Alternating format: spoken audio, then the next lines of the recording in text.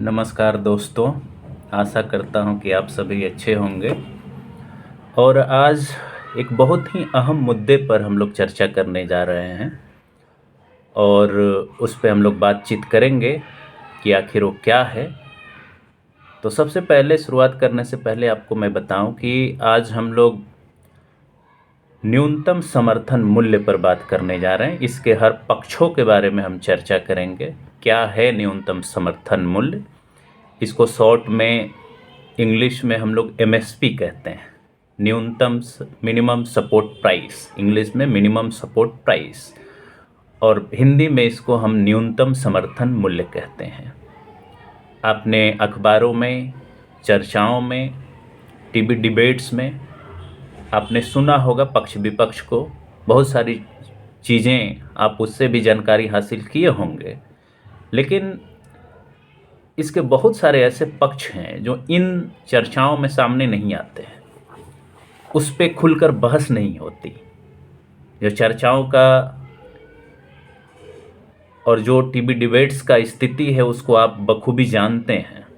Newspapers में भी ये बातें आती हैं तो उसको बहुत सारे पर्सपेक्टिव से, बहुत सारे एंगल से उसको क्लैरिफाई नहीं किया जाता है।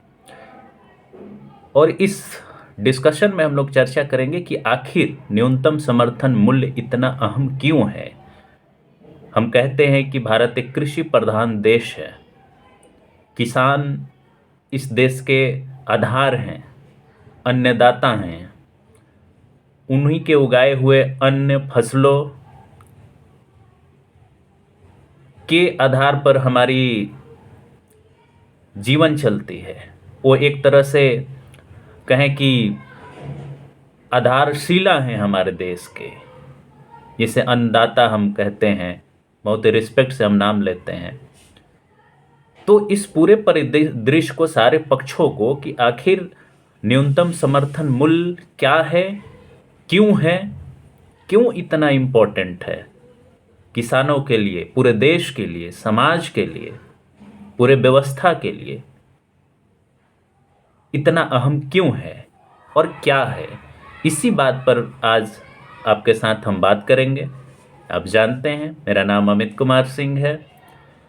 मैं पीएचडी का छात्र हूँ, रिसर्च स्कॉलर हूँ, centre for the study of law and governance, Jawaharlal Nehru university Delhi में। और आज इसी मुद्दे पर, एमएसपी के मुद्दे पर, न्यूनतम समर्थन मूल्य के मुद्दे पर एक संक्षिप्त बात आपके सामने रखूंगा। तो सबसे पहले एमएसपी क्या है, न्यूनतम समर्थन मूल्य क्या है। ध्यान देना है कि न्यूनतम समर्थन मूल्य की बात की जा रही है, अधिकतम समर्थन मूल्य की बात नहीं की जा रही है। तो सबसे पहले हम इसके डिफिनेशन की बात करते हैं कि क्या है। तो भारत में अगर हम बात करें तो मिनिमम सपोर्ट प्राइस, इंग्लिश में शॉर्ट फॉर्म में एमएसपी या हिंदी में न्यूनतम समर्थन मूल्य, एक तरह का सपोर्ट सिस्टम है। किसके द्वारा सपोर्ट सिस्टम है? भारत सरकार के द्वारा। किसके लिए है? किसानों के लिए है। तो एक तरह का सपोर्ट सिस्टम है मिनिमम सपोर्ट प्राइस, जिसको सेंट्रल गवर्नमेंट इंप्लीमेंट करती है। और इस इंप्लीमेंटेशन के द्वारा, इसको लागू करते समय बहुत सारे फसल जो हैं, लगभग अभी 22 फसलों का न्यूनतम समर्थन मूल्य तय किया जाता है। ये डिफरेंट टाइम पर बदलते रहता है अलग अलग सरकारों के द्वारा। तो बहुत सारे फसलों का, लगभग 22 से 23 फसलों का न्यूनतम समर्थन मूल्य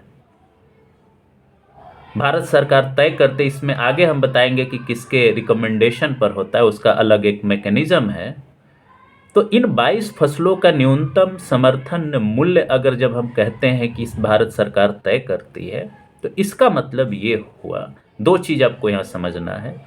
एक, मान लीजिए गेहूं है या चावल है, उसका न्यूनतम समर्थन मूल्य भारत सरकार तय करती है कि 1 क्विंटल, या आप कहें कि 1 मन, देहातों में मन भी चलता है, तो 1 क्विंटल का न्यूनतम मूल्य भारत सरकार कितना किसी किसान को अगर वो चावल या गेहूं बेचता है तो देगी। किसके आधार पर देगी? मान लीजिए कि गेहूं है, गेहूं का 1 क्विंटल गेहूं का भारत सरकार तय करती है कि चलिए हम 1,000 देंगे 1 क्विंटल का दाम। अगर मार्केट में उस गेहूं का दाम 1 क्विंटल से नीचे चला जाता है, मतलब मान लीजिए अगर आप किसान हैं और किसान होने के नाते आप गेहूं मार्केट में बेचने जाते हैं और वहाँ कोई व्यापारी आपसे कहता है कि नहीं, हम 1,000 रुपये में ये गेहूं नहीं खरीद सकते या चावल नहीं खरीद सकते या इन 22 फसलों में से कोई भी चीज़ हम नहीं खरीद सकते, तब सरकार आपके सामने आएगी और कहेगी कि ठीक है, अगर कोई व्यापारी बाजार मूल्य पर उस वस्तु को नहीं खरीदता है जो किसान बेचना चाह रहा है, तब उसको भारत की सरकार खरीदेगी। मतलब ये हुआ कि यह एक न्यूनतम मूल्य फिक्स करता है जिसके ऊपर अगर कोई व्यापारी अनाज खरीदना चाहता है किसानों से तो किसान उसको बेच सकता है, व्यापारी उसको खरीद सकता है। लेकिन अगर उसका मूल्य, उस अनाज का मूल्य 1,000 से नीचे या 1,000 तक आ जाता है, 1,000 से नीचे आ जाता है, तब उस केस में किसानों के सहायता के लिए सरकार आगे आती है और उस अनाज को, उस क्रॉप्स को, फसल को सरकार खरीदती है। हम उस बारे में नहीं जा रहे, उस पक्ष पर नहीं जा रहे कि इस खरीदे हुए अनाज का क्या किया जाता है। आप जानते हैं और आप जानते होंगे, नहीं जानते होंगे तो थोड़ा सा मैं यहीं पे बताते चलूं कि उसको भारत सरकार प्रोक्योर करती है, संरक्षित करती है एफसीआई के गोडाउन्स में, और बाद में उसको जो गरीबों को पीडीएस के द्वारा, फूड सिक्योरिटी एक्ट के तहत जो अनाज दिया जाता है, उसी के वही संरक्षित अनाज उनको फिर दिया जाता है भारत सरकार द्वारा। उस पे हम नहीं जा रहे हैं। तो यह एक तरह का न्यूनतम समर्थन मूल्य है जो भारत सरकार विभिन्न फसलों पर, यह ध्यान देना है कि यह फसल के बुआई से पहले डिक्लेयर किया जाता है। इसके पीछे भी वजह है, उस पर हम लोग आएंगे।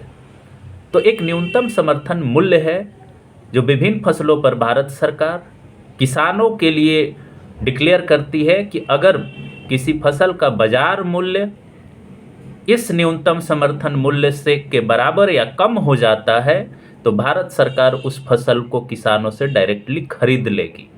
मतलब एक तरह का समर्थन देगी कि मार्केट से उनको संरक्षित किया जा सके, सुरक्षित किया जा सके, और वो मजबूर नहीं हो कि मार्केट में एक पार्टिकुलर लेवल से, खास लेवल से, एक निश्चित फिक्स किए गए न्यूनतम मूल्य से नीचे अगर कोई वस्तु बेचने के लिए मजबूर किया जा रहा है तो भारत सरकार आगे आकर उसकी सहायता करेगी।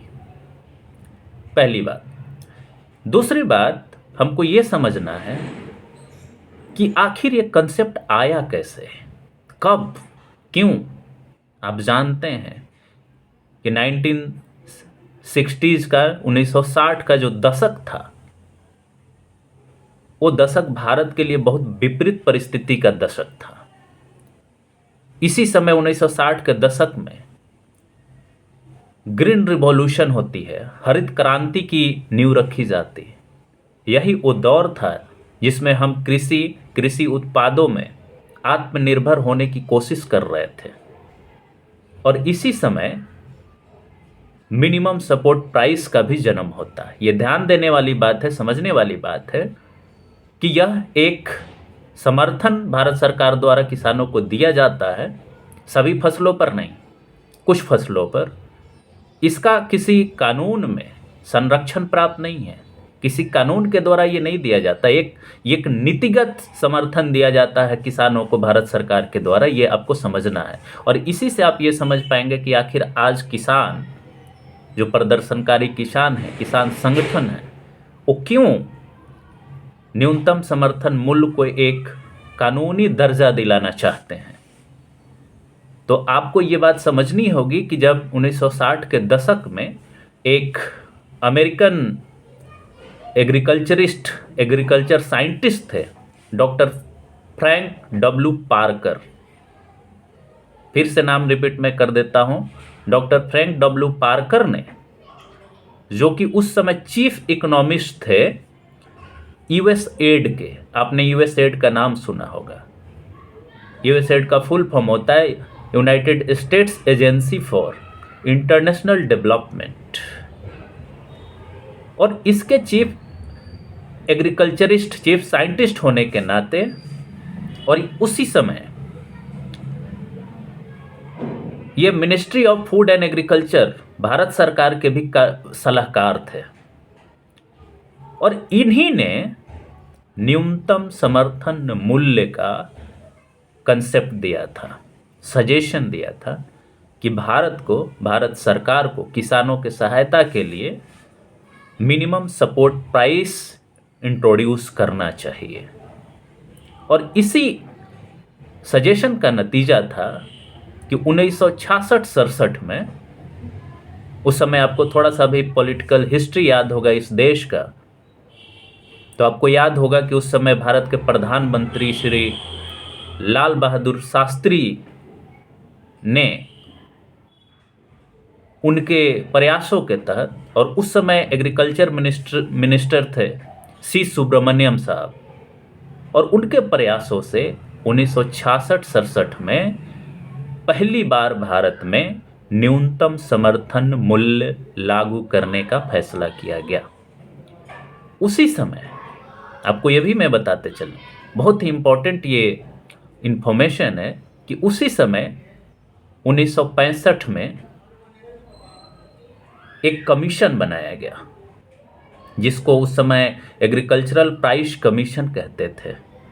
बाद में उसी का नाम बदल करके आज एक कमीशन का आप नाम सुनते होंगे, CACP, जिसको commission for agricultural prices and cost कहा जाता है। 1985 में उसी कमीशन का, एग्रीकल्चरल प्राइस कमीशन का नाम बदलकर CACP कर दिया गया। और यही वो कमीशन है, आपको याद रखना है, यही वो कमीशन है जिसके रिकमेंडेशन, जिसके सलाह पर मिनिमम सपोर्ट प्राइस भारत सरकार घोषित करती है। आपने एक और संगठन का नाम सुना होगा, फूड कॉरपोरेशन ऑफ इंडिया। इसको भी उसी दशक में बनाया गया, 60 के ही दशक में भी इसका भी नींव रखा गया। क्यों? क्योंकि जो किसानों से मिनिमम सपोर्ट प्राइस मान लीजिए डिक्लेयर आपने करा है, और उस परिस्थिति में आप, भारत सरकार अनाज खरीदती है, फसलें खरीदती है, तो उसको रखा कहाँ जाएगा? तो उसी समय इस महत्वपूर्ण संगठन को भी खड़ा किया गया, इंस्टीट्यूशन को खड़ा किया, जिसको आज FCI के नाम से आप जानते हैं, फूड कॉरपोरेशन ऑफ इंडिया। तीसरी इंफॉर्मेशन इसमें एक बहुत ही इंपॉर्टेंट है कि पहली बार जिस फसल को न्यूनतम समर्थन मूल्य दिया गया था वह गेहूं था, और उस समय गेहूं का न्यूनतम समर्थन मूल्य 54 रुपये पर क्विंटल निर्धारित किया गया था। ये बहुत ही इंपॉर्टेंट इंफॉर्मेशन है, बेसिक जानकारी के लिए, कि कौन दिया, क्या कंसेप्ट था, क्यों ये सब संगठन बनाए गए, इंस्टीट्यूशन क्रिएट किए गए मिनिमम सपोर्ट प्राइस।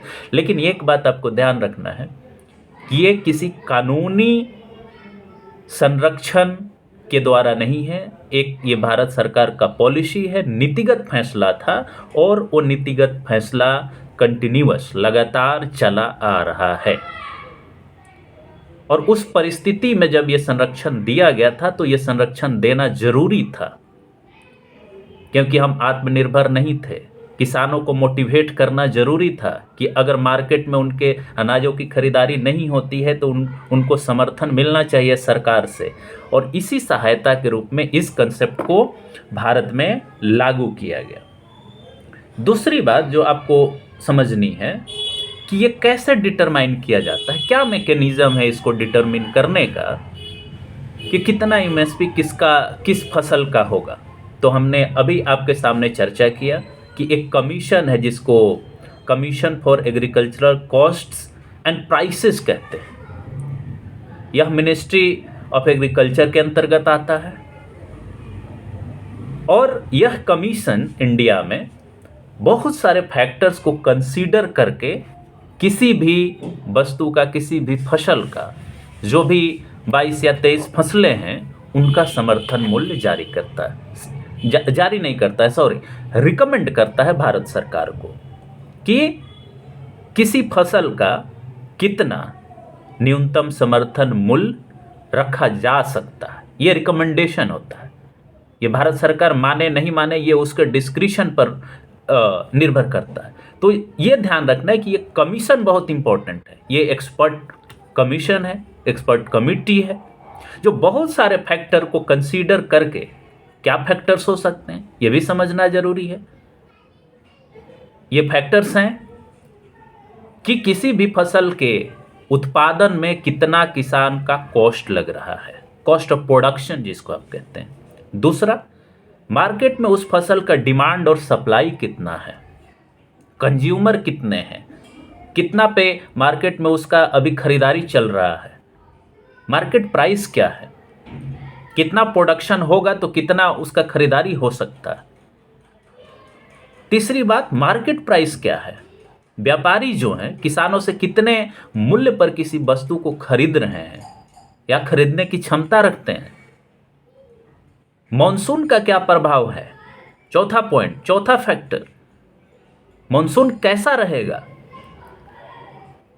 किस पार्ट में कैसा रहेगा, कितना उत्पादन हो सकता है, कितना मीट्रिक टन हो सकता है, कितना क्षेत्र पर बुआई हो सकती है, और उस हिसाब से सप्लाई क्या रह सकता है। इसके साथ साथ बहुत सारे क्षेत्रीय विभिन्नताओं को भी इसमें कंसीडर किया जाता है। पैरिटी रखने की कोशिश होती है कि अगर मान लीजिए पंजाब में गेहूं का उत्पादन हो रहा है तो वहाँ का क्या मानसून का प्रभाव है, कितना वहाँ उत्पादन हो सकता है, बिहार में कितना हो सकता है, आंध्रा में कितना हो सकता है। इन सारे चीज़ों को कंसीडर करते हुए जो ये कमीशन है, जिसको आप CACP कहते हैं, यह अपना रिकमेंडेशन देती है भारत सरकार को, और तब भारत सरकार तय करती है कि कितना किसी फसल का न्यूनतम समर्थन मूल्य होगा। आपको यह भी ध्यान रखना है कि न्यूनतम समर्थन मूल्य जब से शुरू हुआ है तब से वो बढ़ते ही जाता है, बढ़ते ही जा रहा है। अब आज हम ग्लोबलाइजेशन में रहते हैं, वैश्वीकरण में रहते हैं, बहुत सारी चीज़ें हैं जिसकी वजह से आज अनाजों के, फसलों के मूल्य भारत सरकार को बढ़ा करके तय करना पड़ता है। बहुत सारे फैक्टर हैं। अब आपका मार्केट केवल इंडियन मार्केट नहीं है। आज केवल हम अपने सर्वाइवल के लिए, अपने खाने के लिए ही केवल प्रोडक्शन नहीं कर रहे हैं। आज इनकम जनरेशन का एक बहुत बड़ा साधन नहीं है, साधन भी है। अब जानते हैं कि लगभग 10% से ऊपर, या आप ये भी कह सकते हैं, एक कंफर्म अगर डेटा नहीं है तो, कि लगभग 17% आपके सकल घरेलू उत्पाद में एग्रीकल्चर और एलाइड सेक्टर का हिस्सा है।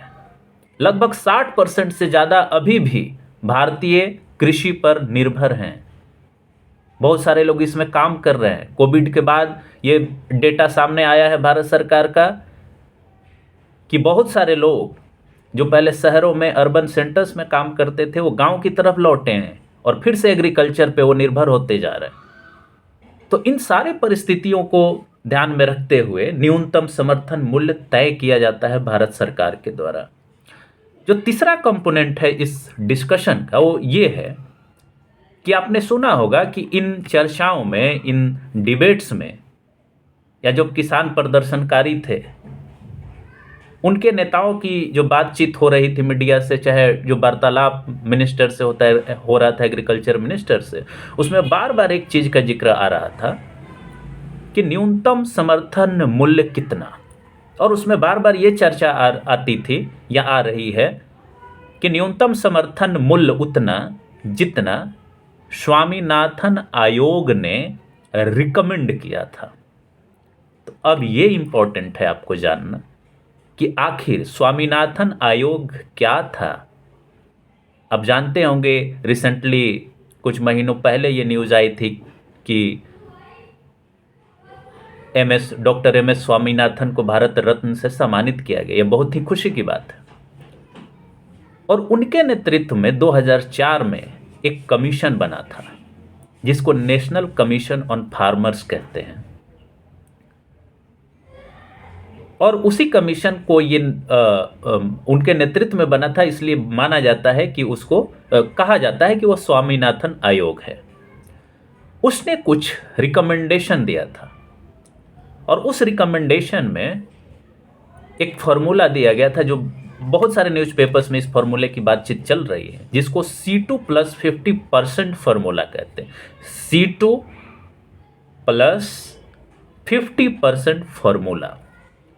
This was recommended by Swaminathan commission for MSP, minimum support price, न्यूनतम समर्थन मूल्य के लिए ये फॉर्मूला दिया गया था। एक बात आपको और यहीं पे क्लियर कर दूं कि स्वामीनाथन आयोग ने कहीं पर भी न्यूनतम समर्थन मूल्य को कानूनी दर्जा देने की बात नहीं करी थी। फिर से रिपीट कर देता हूं कि स्वामीनाथन आयोग ने MSP को कानूनी दर्जा देने की बात नहीं की थी। उसने एक फॉर्मूला दिया था जिसको C2 + 50% फॉर्मूला कहते हैं। यहाँ C2 का क्या मतलब है, ये ध्यान देना है। कॉम्प्रिहेंसिव कॉस्ट ऑफ प्रोडक्शन, मतलब 2 बार यहाँ C आ रहा है। कॉम्प्रिहेंसिव कॉस्ट ऑफ प्रोडक्शन + 50%, मतलब ये, इसको थोड़ा ब्रेक डाउन अगर करें तो इसमें क्या क्या चीजें आती हैं cost of production, comprehensive cost of production में। एक्चुअल कॉस्ट ऑफ प्रोडक्शन आता है, जो एक्चुअल कॉस्ट ऑफ प्रोडक्शन मतलब कि जो किसान किसी फसल को उपजाता है तो उसमें किन किन चीज़ों पर इनपुट्स कॉस्ट क्या लगता है, जैसे सीड्स है, फर्टिलाइजर्स है, मजदूर है, उस पर कितना उसका एक्चुअल खर्च आता है, प्लस उसके कितने फैमिली मेंबर्स उसमें इन्वॉल्व होते हैं। अगर कोई किसान लीज पर कोई ज़मीन लिया है, मनी बटैया पर ज़मीन लिया है, तो उस पर उसका कितना खर्च आ रहा है। तो इसी को C2 कहा गया, कॉम्प्रिहेंसिव कॉस्ट ऑफ प्रोडक्शन। मतलब कि जब MSP आप तय करने जा रहे हैं तो ये पूरा cost, comprehensive cost of production आपको उसमें शामिल करना है। प्लस इस कॉस्ट ऑफ प्रोडक्शन के साथ साथ जितना कॉस्ट ऑफ प्रोडक्शन हुआ उस पर और 50% आप वो लगा लीजिए। मतलब अगर किसी किसान को किसी उपज को उत्पादित करने में 1000 रुपया लग रहा है सारा चीज मिलाकर, तो उस पर और 500, उसका 50% और जोड़िए तो 1500 हुआ। उतना कम से कम न्यूनतम समर्थन मूल्य होना चाहिए। समझने की जरूरत है इस बात को कि अगर 1000 उसका कॉम्प्रिहेंसिव इनपुट कॉस्ट लगता है तो उसका और 50% उसमें जोड़ लीजिए और उतना कम से कम उसका न्यूनतम मूल्य उस फसल का तय कीजिए, ताकि उस किसान को जो भी इनपुट कॉस्ट लगाया है, मजदूरी पर लगाया है, सीड्स पर लगाया है, फर्टिलाइजर्स पर लगाया है, उसका लगभग 50% उसको न्यूनतम समर्थन मूल्य मिले, सपोर्ट मिले। यहाँ ध्यान देना है कि न्यूनतम समर्थन मूल्य का मतलब ये नहीं हुआ कि उस न्यूनतम मूल्य पर ही उसको हमेशा बेचने की जरूरत है उस फसल को। अगर मार्केट में उससे ज़्यादा प्राइस पर कोई व्यापारी खरीद रहा है तो बेच सकता है, लेकिन उसको हेल्प के तौर पर इस फॉर्मूले के आधार पर न्यूनतम समर्थन मूल्य मिलना चाहिए। ये स्वामीनाथन आयोग का रिकमेंडेशन था, जिसको आज किसान संगठन, बहुत सारे एग्रीकल्चरल साइंटिस्ट, इकोनॉमिस्ट कह रहे हैं कि स्वामीनाथन आयोग के इस रिकमेंडेशन को भारत सरकार को मानना चाहिए, लेकिन बहुत सारे इसके विरोध में भी हैं। ये ध्यान रखना है। आपको यहीं पे बताते चलूं कि स्वामीनाथन आयोग का केवल यही रिपोर्ट नहीं था, बहुत सारी चीजें उसने रिकमेंड की थी। पहला तो ये था, उसने लैंड रिफॉर्म्स के भी बारे में बात करा था, उसने क्रॉप डाइवर्सिफिकेशन की भी बात की थी, वाटर मैनेजमेंट की भी बात की थी, मैकेनाइजेशन, टेक्नोलॉजी एडॉप्शन की बात की थी, रूरल इंडिया में रूरल इंफ्रास्ट्रक्चर डेवलप करने की बात की थी, क्रेडिट एंड इंश्योरेंस उनको सही ढंग से मिले। आज आप पैक्स का बात सुनते हैं, प्राइमरी एग्रीकल्चरल क्रेडिट सोसाइटीज, उनके थ्रू उनको क्रेडिट दिया जाता है, उनको सपोर्ट दिया जाता है। फिर इंस्टीट्यूशनल रिफॉर्म्स की बात उसने की थी, फूड सिक्योरिटी की बात उन्होंने की थी। हमारे पास बहुत ज़्यादा समय नहीं है कि उस पर हम चर्चा कर सकें, लेकिन आपको बताते चले कि केवल यही रिकमेंडेशन नहीं था स्वामीनाथन आयोग का, केवल एमएसपी के ही बारे में नहीं था। दूसरी बात कि वो कहीं भी ये रिकमेंडेशन नहीं दिया था कमीशन ने कि न्यूनतम समर्थन मूल्य को कानूनी दर्जा मिले तभी इसे लागू किया जा सकता है। इसने फॉर्मूला दिया था C2 + 50% फॉर्मूला, किसानों के हित में, उनके इनकम को बढ़ाने के लिए, उनको मोटिवेट करने के लिए, ताकि वो मोटिवेट हो कि हमको एक सफिशिएंट, एक आप ये कह सकते हैं कि एक ऐसा मूल्य मिल सके सरकार के द्वारा उस कंडीशन में अगर कोई व्यापारी या बाजार में वो नहीं बेच पा रहा है, जिससे कि उसकी फैमिली, उसकी डिपेंडेंट फैमिली या वह किसान उत्पादन करे, क्योंकि उसके उत्पादन पर ही आपके पूरे इकोनॉमी का आधार निर्भर है, उसी पर आधारित है। मैन्युफैक्चरिंग सेक्टर हो, मैन्युफैक्चरिंग सेक्टर का रॉ मटेरियल्स कहाँ से आएगा? और सबसे बड़ी बात यह है कि आज भी 60% पॉपुलेशन आपका उसी पर निर्भर है। इसके साथ साथ आपको एक्सपोर्ट करना है, ये कैसे संभव होगा? तो इन सारे चीज़ों को देख करके स्वामीनाथन आयोग ने यह रिपोर्ट दिया था। बाद में कभी अगर आप चाहेंगे तो इस पर हम लोग डिटेल में भी डिस्कशन कर सकते हैं, आप लोग कमेंट बॉक्स में अगर लिखेंगे। दूसरी बात, समय कम है लेकिन मैं कोशिश करूंगा इसको अगर 2-4 मिनट ज़्यादा भी लगे तो सम अप करने का जल्दी से। दूसरा बात आपको ये भी जानना है कि कुछ economist, agricultural scientist, political activist, किसान संगठन इसके फेवर में हैं और कुछ विरोध में भी हैं, ये भी आपको समझना होगा। जो इसके पक्ष में बात करते हैं वो कहते हैं कि इससे किसानों का जो आय है उसकी सुरक्षा निश्चित होगी, सर्टेनली निश्चित होगी, और इसके साथ साथ प्राइस स्टेबिलिटी, मतलब कि बाजार में अगर किसी फसल का मूल्य अगर सरकार न्यूनतम समर्थन मूल्य तय कर देती है तो जनरली ये माना जाता है कि मार्केट में उस मूल्य से नीचे उस फसल का मूल्य नहीं जाएगा। मतलब ये कंज्यूमर, उपभोक्ता के भी दृष्टिकोण से आप देखें तो उसके लिए भी फायदेमंद है कि प्राइस का फ्लक्चुएशन नहीं होगा, सडन प्राइस ऊपर और नीचे नहीं जाएगा। दूसरा बात, इससे रिस्क कम होगा किसानों के ऊपर, उन्हें मोटिवेशन मिलेगा कि वो फसल बोएं, फसल का उत्पादन करें। जो संकट झेल रहे हैं उस संकट में कमी आएगी, निदान होगा, मार्केट में स्टेबिलिटी आएगी। अगर मार्केट फेल हो जाता है, उस फेलियर को रोकने में यह सहायता करेगा। नेक्स्ट आर्गुमेंट यह है कि अगर न्यूनतम समर्थन मूल्य इस तरह के फॉर्मूले पर हो, अगर न्यूनतम समर्थन मूल्य मिलता है, कानूनी गारंटी होती है उसकी, तो किसान कृषि में इन्वेस्ट करने के लिए प्रेरित होगा। नेक्स्ट आर्गुमेंट ये है कि स्मॉल एंड मार्जिनल फार्मर्स को इससे फायदा होगा, उनकी आय अगर बढ़ेगी तो मोटिवेट होंगे, आने वाला जनरेशन कृषि को एक अपना व्यवसाय बनाने के लिए प्रेरित होगा। लेकिन इस पे भी डिबेट है। कुछ लोग मानते हैं कि आज भी न्यूनतम समर्थन मूल्य जिनको मिलना चाहिए उनको नहीं मिल पा रहा है। इसका फायदा बड़े बड़े फार्मर्स उठा लेते हैं जिनके पास संसाधन है, लेकिन छोटे मोटे जो किसान है वो तो केवल सबसिस्टेंस एग्रीकल्चर करते हैं। सबसिस्टेंस एग्रीकल्चर या प्रोडक्शन का मतलब कि केवल अपना और अपने परिवार का पेट चलाने के लिए वो प्रोडक्शन करते हैं, खेती करते हैं, किसानी करते हैं, तो इसका बेनिफिट उनको नहीं मिल पाता।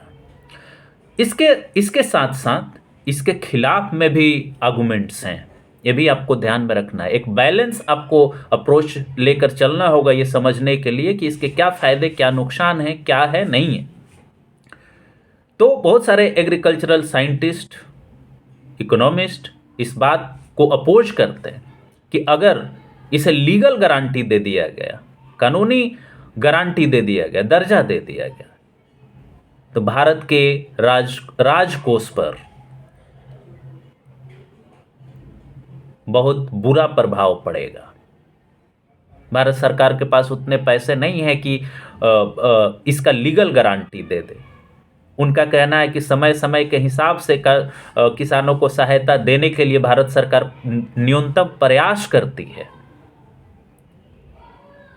दूसरी बात कि अगर इस तरह का, जिसको आप सुनते होंगे कि भारत सरकार को, बहुत सारे इकोनॉमिस्ट आर्ग्यू करते हैं कि भारत सरकार को इतना सब्सिडी, इतना समर्थन नहीं देना चाहिए किसानों को, चाहे रेवड़ी नहीं बांटना चाहिए। उनका कहना है कि मार्केट को तय करने देना चाहिए कितना किसका क्या मूल्य होगा, मार्केट के हिसाब से चीज़ों को करना चाहिए। लेकिन ये कहीं ना कहीं एक तरह से आप कहें कि ये पूरी तरह से एक पूंजीवादी लॉजिक है, जबकि सच्चाई ये है कि जो पूंजीवादी देश हैं, बड़े बड़े विकसित देश हैं, भारत से ज़्यादा सब्सिडी अपने किसानों को दे रहे हैं। इस वजह से उनका सामान, उनके फसल बहुत ही चीप कॉस्ट पर पूरे वर्ल्ड के मार्केट में बिक रहे हैं। दूसरा बात ये भी कहा जाता है, ये भी आर्गुमेंट इसके अगेंस्ट में दिया जाता है कि इसका सबसे बड़ा फायदा केवल बड़े बड़े किसान उठा रहे हैं, छोटे किसानों को इसका फायदा नहीं मिल रहा है, इसलिए ये कंटिन्यू नहीं होना चाहिए। हमको बहुत ही कॉशियस, सावधानी से किसानों का वर्गीकरण करना चाहिए कि किसको ये मिलना चाहिए, किसको नहीं मिलना चाहिए। कुछ इन्वायरमेंटलिस्ट भी इस मुद्दे को उठाते हैं कि अगर इस तरह से आप न्यूनतम समर्थन मूल्य इतना बढ़ाते जाएंगे, सारे फसलों के लिए करते जाएंगे, तो लोग मोटिवेट तो होंगे उत्पादन के लिए, लेकिन वातावरण पर भी इसका बुरा प्रभाव पड़ेगा। जिस तरह से पंजाब हरियाणा में हुआ, ग्रीन रिवॉल्यूशन के दौरान जिस तरीके से मैकेनाइजेशन हुआ, जिस तरह से पानी धरती से निकाला गया, आज स्थिति ये है कि उसका लेयर, पानी का लेयर बहुत नीचे जा चुका है, वातावरण प्रदूषित हो गया, मिट्टी का क्वालिटी बहुत खराब हो गया, फर्टिलाइजर्स ज़्यादा से ज़्यादा यूज करना पड़ रहा है, पेस्टिसाइड्स बहुत यूज करना पड़ रहा है। और सबसे बड़ी बात ये कि ये सारी चीज़ें उनको ज़्यादा फायदा पहुंचाती हैं जो बड़े बड़े किसान हैं, छोटे और सीमांत किसानों को इसका फायदा नहीं मिल पाता। नेक्स्ट चैलेंज ये भी बताया जाता है, इसका क्रिटिसिज्म ये भी किया जाता है कि यूनिफॉर्म तरीके से इसको कैसे लागू किया जाए, क्योंकि इसका फायदा सबसे बड़े किसान उठाते हैं। किसानों में भी सबसे बड़ा जो किसान है वो फायदा उठाता है, उसके पास संसाधन होता है, मार्केट में एक्सेस होता है, जबकि छोटे किसान केवल अपने पेट पालने के लिए किसानी करते हैं, अपने परिवार को चलाने के लिए किसानी करते हैं, इसलिए उनको इसका फायदा नहीं मिल पाता। तो अगर आपको बैलेंस तरीके से इन चीज़ों को समझना है तो आपको दोनों पक्षों को देखना होगा कि इसके समर्थन में कौन से आर्गुमेंट है, इसके अगेंस्ट कौन से आर्गुमेंट। और कोई भी आर्गुमेंट आप सही गलत के आधार पर नहीं वो कर सकते कि हाँ एक ही आर्गुमेंट सही और दूसरा ही आर्गुमेंट सही है। लेकिन एक बात यहां समझने वाली है कि जिस तरह से वैश्वीकरण हो रहा है, जिस तरह से मॉनसून अनप्रिडिक्टेड होती जा रही है, वातावरण में चेंज आ रहा है, जिस तरह से इन्वायरमेंटल क्लाइमेट चेंज हो रहा है, उस परिस्थिति में और इंडियन किसानों को, भारतीय किसानों को ग्लोबल मार्केट से कंपटीशन हो रहा है, उस परिस्थिति में उनका संरक्षण करना भी, उनको सुरक्षित करना भी सरकारों की जिम्मेवारी है। उनको कैसे प्रोटेक्ट किया जाएगा? क्या कानूनी दर्जा दे देने से उसका समाधान हो सकता है? देना चाहिए। और दिया भी अगर जाता है तो सारे किसान इसमें शामिल कैसे होंगे? उसका क्या मैकेनिज्म होगा? उसका एडमिनिस्ट्रेटिव मशीनरी कैसे डेवलप होगा? ये सारी चैलेंजेज हैं जिस पर बैठ कर के बात करना होगा। जिस तरह से अभी समस्या ये उभरी है, तो दोस्तों इस वीडियो में हमने सिंपल भाषा में प्रयास किया है कि आपको बताऊं कि एमएसपी क्या है। हमने अब मैं कंक्लूड कर रहा हूं कि एमएसपी एक न्यूनतम समर्थन मूल्य है। आप ध्यान दीजिएगा, न्यूनतम है, अधिकतम नहीं है। जैसे एमआरपी की बात करते हैं हम लोग, मार्केट में कोई सामान लेते हैं, यह भी एक डिबेट का हिस्सा है। आप समझिए इस बात को कि जो मैन्युफैक्चरिंग सेक्टर है उसका कोई अगर वस्तु बनता है तो उस पर हम लोग मार्केट में जाकर अधिकतम मूल्य देते हैं, एमआरपी, मैक्सिमम रिटेल प्राइस। जबकि किसानों के फसल की बात जहाँ है वहाँ पर सरकार उसको न्यूनतम मूल्य देती है या देने की बात करती है, देती नहीं भी है। ऐसा भी आप कह सकते हैं कि कोई ज़रूरी नहीं है कि अगर किसान मार्केट में उसको अच्छा प्राइस मिल रहा है तो ज़रूरी नहीं है कि सरकार उसे खरीदे या वो उसको बेचे, उसके लिए मजबूरी नहीं है। तो उसको मिनिमम सपोर्ट दिया जाता है ताकि वो सरवाइव कर सके, उसको मोटिवेशन मिलता रहे और मार्केट में सर्टेनिटी रहे। कंज्यूमर को भी इसका फायदा हो कि प्राइस बहुत ज़्यादा फ्लक्चुएट मत करे, उनका आय भी बना रहे। तो बहुत सारे इसके पर्पज हैं जिसकी वजह से 66-67 में एमएसपी का कंसेप्ट लाया गया, जो आज जारी है, जारी रहना भी चाहिए। लेकिन उसमें ये भी बात ध्यान में रखना चाहिए कि किन किसानों को एक्चुअल में फ़ायदा मिलना चाहिए, किन को मिल रहा है, किन फसलों पर मिलना चाहिए, इसका नकारात्मक प्रभाव क्या है, इन सारे बिंदुओं पर बहस की जानी चाहिए। और हम उम्मीद करते हैं कि इस वीडियो से, इस बातचीत से आपको निश्चित ही लाभ प्राप्त होगा। और आगे अगर इस पर फर्दर चर्चा आप चाहते हैं तो हम लोगों को कमेंट बॉक्स में लिख कर बताइएगा। एक और वीडियो इस पर बनाएंगे और बहुत सारे जो नुआंसेस हैं, बहुत सारी जो बातें हैं, डिस्कशन है, डिबेट है, क्रिटिसिज्म है, उस पर हम लोग बातचीत करेंगे। और इसी के साथ मैं अब इस बातचीत को कंक्लूड करता हूं। धन्यवाद, नमस्कार।